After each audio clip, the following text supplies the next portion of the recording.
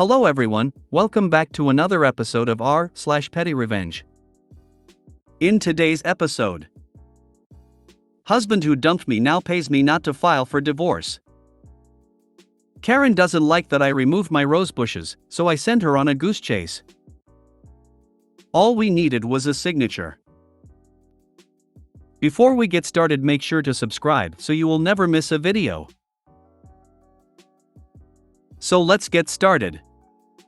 Husband who dumped me now pays me not to file for divorce. My husband of 25 years decided he wanted to split up. I unsuccessfully begged him to change his mind, and spent a lot of nights crying on the bathroom floor. One thing to note is that I carried the health insurance for the family. He is self-employed.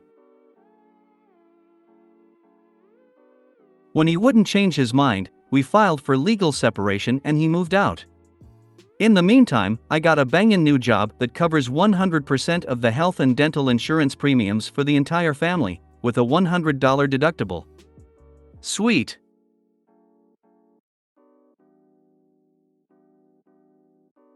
He is still allowed to be on my insurance, since we are legally separated rather than divorced, and it costs me nothing to have him on my insurance. But I am petty as hell. So I charge him $400 a month for something that costs me $0. He of course is welcome to get insurance on his own in the marketplace, which would probably cost at least 2x that amount for an equivalent policy. I make sure he knows it costs me nothing, not a zip to have him on my insurance, and that his $400/month payment is funding my upcoming trip to Spain. If you have a legal separation, getting a divorce in my state is just a matter of filing a form and paying $60. If I did that, he couldn't be on my insurance anymore. So he is basically paying me $400 a month not to file for divorce, after not wanting to be married anymore. I love it. Edited to respond to comments. This approach was approved by my family law attorney, my estate attorney, his attorney, my health insurance company, and my employer. So if you know better than all those parties combined, have at it. I reported the income to the IRS. People who say things like, "But what about alimony?" clearly don't understand how any of this works. I can't look at comments anymore, just too many. Don't know about your jurisdiction's laws, but be sure to update your will. In many jurisdictions, if you don't have a will, and any will you had before marriage is voided when you marry, everything goes to your spouse on your death. Oh, that is the first thing I did. Check your beneficiary designations on your retirement plans, too, both employer 401(k) type plans and any IRAs you may have. Amazing. A plus pettiness, and I hope you enjoy Spain. You know, every year it seems to me that insurance only gets more expensive, doesn't it? You are very right, it's amazing how fast those costs can climb. I find it sad that between Medicare and my supplemental policy I have better and cheaper insurance now than I ever did when I was working. There's something very wrong with our system. We are the only industrialized nation where healthcare is a privilege rather than a right. The lack of universal healthcare in the US has finally found a good purpose. It's definitely not ideal for people to feel financially trapped in marriages they're not happy in just to be able to receive medical care. Can you point out the good in this situation, please? Another thought, double-check your retirement, if you have one. Spouses are entitled to some of that fund as well. Definitely. I got one half of my ex-spouse's alimony until his 20-something Brazilian girlfriend got him to stop paying me. With a lot of extra legal drama. This is absolutely tragic that the USA PPL have insurance attached to their jobs. I hear that people could be forced to stay in bad/abusive relationships to keep health insurance. Yay for a trip to Spain though. Where's the petty revenge? It was his choice to leave you. It was his idea to stay on your insurance. Now he gets to live like he's single and he gets a great deal on insurance? How is this not a win for him?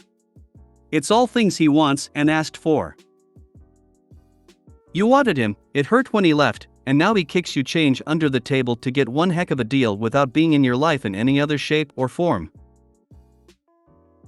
Wouldn't it stick it to him more if you did divorce and he was forced to pay double on his own? It would be the first thing mentioned that you choose and he didn't want. Karen doesn't like that I remove my rose bushes, so I send her on a goose chase. Been going on for a few weeks now. Long story short, I replaced my rose bushes in front of my house. My house, not her house, but my house, you know, the one I own. Anyway, Karen comes over and knocks on my door and tells me she doesn't like that I removed the rose bushes, and I told Karen I don't care. She asked me to clarify what I said, and I said I don't care what you think. Shocked, she goes, "You can't speak to me like that," to which I said, "Well, I just did." She goes, "Who do you work for?" Quick thinking, I go, "Oh, I work for local HVAC company as a sales manager." She goes, "Oh, that's nice." 2 days later, Karen comes over and tells me that I'd never worked for local HVAC company, and I'm lying. I smile and go, "Ops, forgot I just changed jobs. I work at local digital ad agency." Karen goes off on her merry little way. 3 days later, she comes back and advises me it's a crime to lie to her about where I work at. I laugh. She tells me I'm being super unprofessional. I laugh. Boys, I work for a 100% WFH company that no one has ever heard of, and I haven't updated my LinkedIn since I started my job, not even sure if it would be possible for a regular person to figure out who I work for. I go, "Fine, look, you can go complain to my boss if you want, but I'm the GM at the local Ford dealer." It's been 4 days. No, I don't work at the local Ford dealer. Karen hasn't come back. Sure hope the GM at the local Ford dealer doesn't share a similar name to mine. Find out who she works for and then tell her you work there. And then take out a restraining order on her. Boom, infinite loop. Bro, YTF does your neighbor talk to you so much? I just moved here, apparently. I heard she helped plant those rose bushes with the old owners. If I knew that, I'd have offered to give them to her, but I didn't. I didn't find this out until talking to a neighbor a few days ago. She tells me I'm being super unprofessional. I didn't know your home was a place of work. Twist is, it is. OP works for a company that is 100% work from home, so they absolutely were at work. Karen here is still crazy. It's just funny that OP was, indeed, at work. It's a crime to lie to her about where you work? LOL, who does she think she is, the IRS? Not bad. I probably would have just ended the first conversation with, "Cool story, thanks for sharing," and then shut the door in her face. "I appreciate your input" is my current fave. Partly inspired by the Bloodhound Gang. Ha ha. Well, now, we call this the act of mating. But there are several other very important differences between human beings and animals that you should know about. I'd appreciate your input. So my neighbor a few years ago asked me to keep lovely flowers in my front yard and to keep it looking super nice because he deserves to see a lovely lawn when he looks out his front door. Problem is, I work 80+ hours a week and barely have enough time to just mow the grass. I don't let it get out of hand, but that's it. I mow and go to work. They called the city on me 4 times last year. City had no complaints, but inspector did let me know. Who called? Bit of petty revenge. The city recently said no one on our side off Key Road could park in the road anymore, but we are authorized to park in the grass, so I now have my 92 bright yellow Jeep park across from him and he can't do anything about it. Have you heard of this wonderful invention called punctuation? All we needed was a signature. Wife and I recently celebrated our 10-year anniversary, and this story occurred during the lead up to our wedding, so some details may be fuzzy. We met a bit later in life. I'd never wanted kids. She was a single mom of twins, 12 at the time. We were friends first, but eventually it was evident this was the one and we made plans to get married. Being a bit older, the whole traditional wedding thing wasn't for us, so we settled on a destination wedding in the Caribbean. Number 1 to-do list item prepping for the wedding trip is passports for the kids. While gathering the necessary documents, we learned that for minors you needed both parents to be involved. This is where the details are fuzzy, but essentially their bio dad needed to sign and notarize a form and provide a copy of his ID. We reached out numerous times, but there was always some excuse or promise that it would be taken care of next week. Clearly this wasn't going to happen, so it was time for another tactic. The alternative to the required forms from the bio dad was to show that my wife-to-be had full/sole custody of the children. But since they were quite young when the kids arrived, they'd never formalized any sort of custody arrangement. The kids had just always been in the care of their mom. So, we hire an attorney, go to court, and get the custody order. Bio dad didn't bother to show up. Finally, passport applications submitted, and all is well and good, except this whole fiasco was time-consuming and expensive. So, now I'm feeling petty. While there wasn't, until recently, a custody order, there was an old support order. It was a pitiful monthly amount, but after being ignored for years, the outstanding balance had grown sizable. We contacted the government agency that handles such matters, but they would need to serve him with some paperwork to proceed. We provided what we thought was his address, his mother's address, some other family addresses, but ultimately he avoided service. Time to get creative. He and the kids were friends on social media, so I started doing some investigating to see what I could learn. It turns out he's quite involved in a local recreational sports league.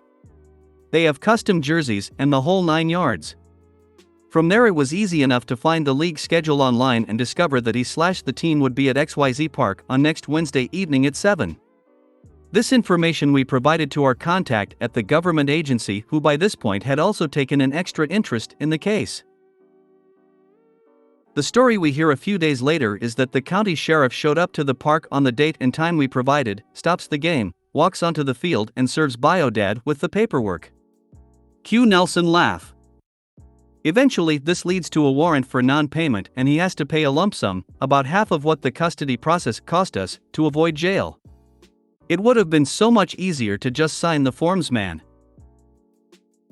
This guy had been skating through fatherhood. I guess he thought he could continue skating. He didn't realize the ice was melting. Dude took a blowtorch to the rink himself. All he needed to do was take 2 minutes to sign the damn forms, and he could have continued skating. But I don't understand why people like this guy is so sadistic. It wasn't even as if he had to pay money, sign some forms so that the kids could be on their way to Caribbean. They just get magnetically attracted to trouble due to their inherent capability to attract one. Reminds me of another story from Reddit where another wonderful father worked under the table jobs to have no income until his children turned 18. He thought he got away without paying child support, as now his children were no longer minors.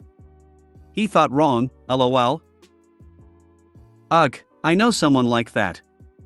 They work just short of the time required for the garnishment to catch up, then quit and move on.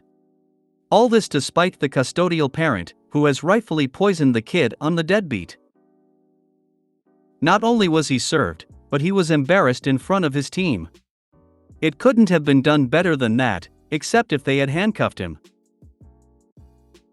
My Isael went through the exact same thing when my niece wanted to go to Spain with her high school. Since biodad refused to sign the paperwork, because she was going to take their daughter, who he had not seen in 11 years, out of the country and disappear, she decided to sue for child support. When the judge asked her why she's requesting support now, after all these years, she said, "Honestly, I'm pissed." I don't think she saw a penny, but the good news is the deadbeat died a few years later. The judge sounds like an asshole. What did it matter that the mother was suing after all those years? She was owed the support. This isn't just petty revenge. It's straight up deserved justice with a side of vengeance. Nice, puts you to a load of expense and basically covers it himself.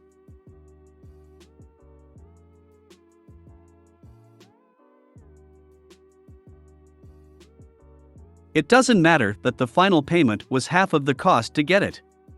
Defending party assumes that you'll limit the amount of effort and money that you invest to rectify a situation. When, actually, at that point, you could care less about how much time or money you have to put in. You're now going for maximum revenge. I read it that it wasn't half the cost to get it but half the cost of the custody case, lawyer fees, which they had to do anyway to get the passports. The only cost of the support was time to file and do Google searches. Child Services handled all the legal expenses related to support. Anyway, only point here is that anything they got back was bonus. If you made it to the end of the video, thanks for watching. Don't forget to like, subscribe and share, and we will see you in the next video.